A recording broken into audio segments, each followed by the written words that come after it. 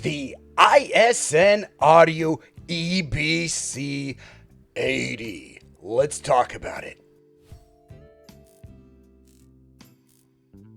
Now, this was sent out to me by trade. One of the guys I know on Twitter named Albert, shout out to you, was like, oh, you got to try this, JT. So this is kind of for you. And I know there's a lot of other people. I've had like 5 or 6 people ask me for this guy. So I wanted to kind of get through this IEM. Now, this is an 8-driver IEM.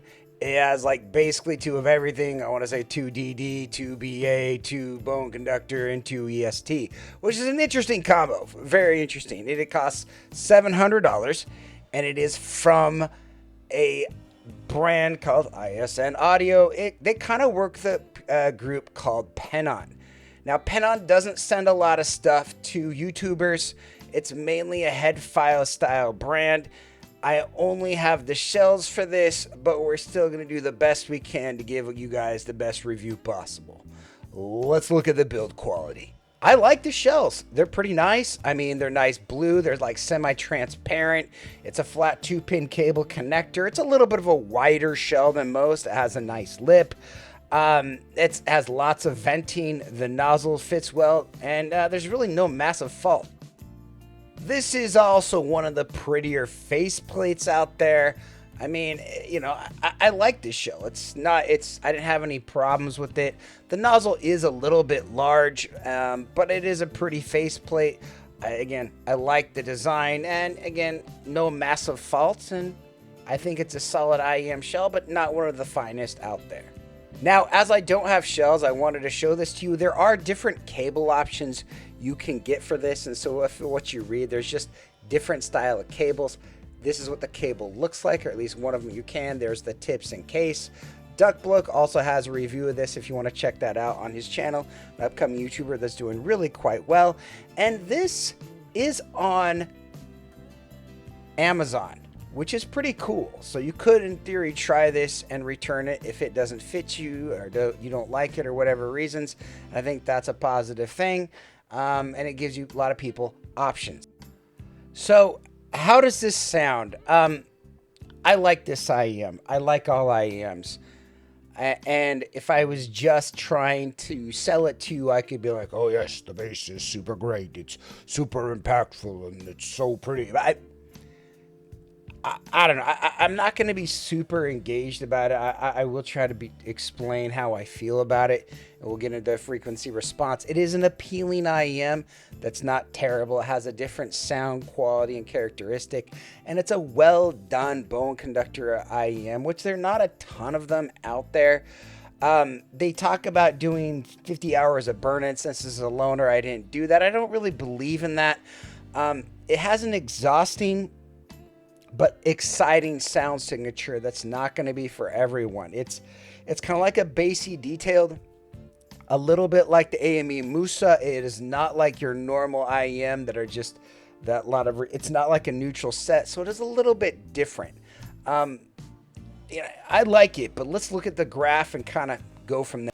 All right, so this is what it looks like. I looked at Duckbloke's graph, and it looks a lot like mine, about the same kind of a level. I mean, what do you notice here? A couple of things. I mean, we can compare this to the Target. We're going to compare this to a few of my other IEMs of choice and which ones that I like so you can get a better idea. The upper air and detail is actually pretty decent. It's not bad. My big problem is it has this huge area of detail, and sometimes I like that, sometimes I don't. In this one, just in ear, it doesn't sound super great, but it's also not terrible. It's just kind of okay. It feels slightly blunted and slightly not as airy as I might want it to, but they've done it's a good IEM. Like, it's one of those IEMs that you're going to listen to. If you had a bunch of hype behind it, you might listen to it and be like, wow, this is great. And I try to temper my excitement for products, and I'm really happy that freewheeling audio guy sent this out to me from Headfi, and he's just an awesome dude, and I really appreciate that about him. He's pretty much the sole cause of the discovery thread if you ever want to check it out. But I digress. Let's look at the graph. What do you notice? It's kind of flat through here for the mids and kind of has a late rise to bass right around about 500. I prefer it right around 300. So the bass is fine, but it sounds impactful. It is fun. It has a huge dip in this treble, and so I wanted to show you a few of my favorite IEMs, like two of my most listened to IEMs, they're basically the ones that I listen to most of the time for pleasure and just for whatever. The first one is the AFU P7, and what do you notice about the P7? The bass starts a little bit later and it rises to about the same level. You'll also notice that it has a lot more 1.5K energy. It doesn't have this weird dip. It doesn't have all this energy up there. And the upper treble is actually pretty good on the ISN audio. It's pretty clean. It's pretty clear. But it's just this mid treble region and this presence region that you'll see on the graph that it doesn't really work for me. You can kind of tell, it prevents it to me from being great a little bit, and it has just some issues where not only am I looking at the graph and saying, oh yeah, it's bad, but it's me trying to explain what did I hear in ear and try to articulate why I don't think this IEM is absolutely mind-blowingly fantastic. Now, I just got the opportunity to review and get the Elysian Acoustics Labs Apostle. And you'll notice two significant differences. Again, a little bit cleaner bass, which it's fine. The bass on the ISN EBC is fine.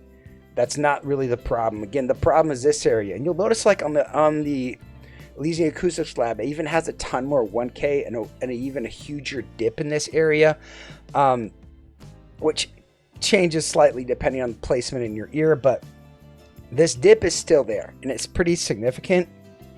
And that's something kind of to note about my preference and what I like and what I've been listening to and what I enjoy versus what the ISN Audio EBC80 is. I recognize this as a good IEM, but I'll be honest, it's one of those IEMs that I probably wouldn't reach for. It doesn't really excite me to listen to music, but it's not bad. It's not a terrible IEM, and it has some great qualities. It's really fun and it's really bassy, and it's engaging to listen to music to because music is good. Let's look at a few others. At half the price, you have the Softears Volume S. This thing slaps. The bass, again, a little bit less, but the main thing is the better upper treble on the Volume S, the way less recessed air up here through the detail region here. The Volume S, whether it's tuning, whether it's drivers, whatever it is, that thing has the sauce, and it's fantastic, and it's, 320. It's end game for most people, in my opinion. There's other IEMs, and the problem with around 700 is you get the used market, and the used market starts to become something that you can really start tapping into at this price. And at this price, you get something like the Dunu Glacier, which, I don't know, I think you can go for 800. The Dunu Glacier, it has, it's well packaged, just like the ISN. A little bit better bass. Its upper mids might be a little bit shouty for some and engaging, but you also get a ton more of that presence region, and it's just, it is fantastic. And it is a very solid, very strong set. And that's if you're looking for a bassy set, I kind of would recommend the Glacier, but our mileage may vary. Another thing, you look at this, you have the Mega 5 EST and the Mega 5 EST bass. They both don't have that little dip. They both have a little bit more of that the 1 to 1.5 region. Really, if you get the Mega 5 EST, it's basically the bass without an impedance adapter. If you get an impedance adapter for a few bucks, you can chuck it on and have a different sound profile. Let's get rid of the bass. And so you'll notice, even the Mega 5 EST stock has a pretty good solid amount of bass. And it's just a really nice sounding chill IEM with just slight deviations in sound. Doesn't necessarily make the EBC bad. It's just, it's not going to be for everybody. And I find myself, again, this 5 to 6K region is really hard for me. And it varies. There's some IEMs that haven't bothered me as much, but this IEM tends to bug me just a little bit from making it a good IEM to a great one. Another problem with the $700 price point is that the audio origin also exists. This, you have a little bit more flat mids, a little bit more 1K, similar drivers, less of this detail region. I mean, to me, if you're gonna go bassy set and you're gonna spend right around 700 to 8, you might as well go up to 800. Get a The Audio Origin, maybe used, for around that price. It's not unreasonable to get an IEM for that cost. So there's just a ton of options for the ISN, that a lot of competition that it's up against. Okay, let's rank this guy up. I mean, at an 8.2, it's a solid IEM. It has nice bass, kind of weird mids, and decent upper air. It has nice imaging. Again, it's not perfect, but it's also not horrible. It has decent note weight and slam and good soundstage. It is not the worst IEM on the planet, and it is a solid choice if you want to go for it. I do enjoy it. And I think there's a lot to like about this IEM, but for me, it falls under this category of being, for me, it's about like 8.2. It's fun, engaging, but when I A/B it versus IEMs that are a little bit more neutral, I find it not being as competitive as I would want it to be. I find it to be a little bit too colored for my taste, but not unenjoyable to the point where I wouldn't say, hey, this is bad, run away from it. It's just that it just has a few minor peaks that don't really mesh with what I personally like from an IEM, and find it a little bit of a specialist of the kind that I would probably, if I bought it, I probably would just leave it on the shelf. So I'm really glad I got to demo it and didn't have to purchase this guy. The audiophile land is funny. We look for purchase validation, and I do it myself. I really like the Dunu Braindance a ton when I heard it, and then other people reviews started coming out, and some people liked it and some people didn't. I'm to this point now where I no longer care what other people think. I still like that IEM, and I rep it, and I think it's absolutely a treasure. I know a lot of people like this IEM, and I don't. Do not ever let me take away from your enjoyment.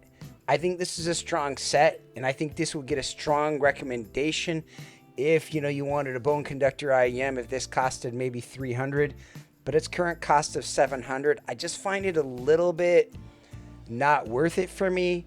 And something of what I would call a specialist, meaning it would be good for certain tracks or good for certain days or music, and not an everyday kind of a listen.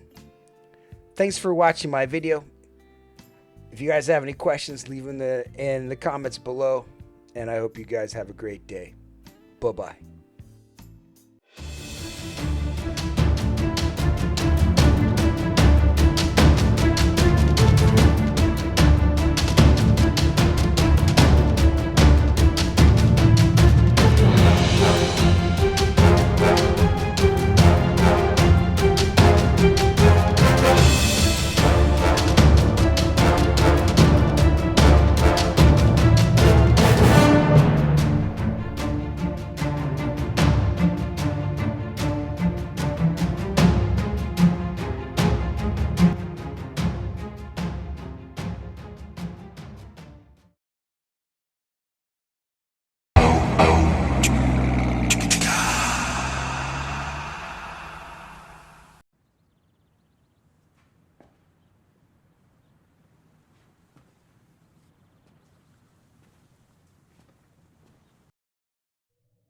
You're still here.